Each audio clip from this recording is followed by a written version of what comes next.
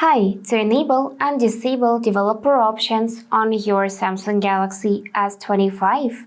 As a first step, we need to find and open settings. And from here, choose this last tab about phone.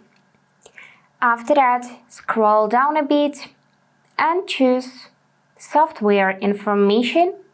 And in here, you'll find build number, on which you need to tap 7 times to enable developer options, in which we can enable USB debugging, by the way.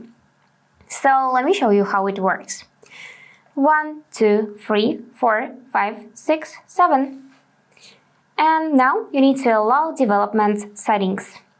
Tap OK and developer mode has been turned on. To check this, we will need to go back and scroll down a bit more. And now under About Phone, we can find developer options. So now you need to scroll down and you'll see USB debugging.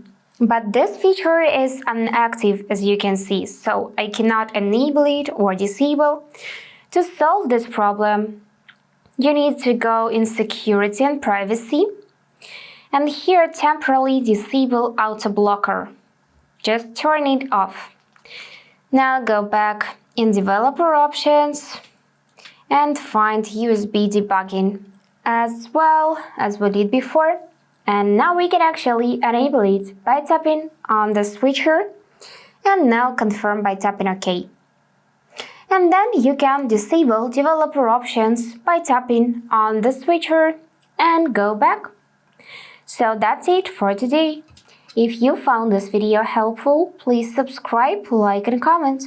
And I wish you all the best. Bye bye.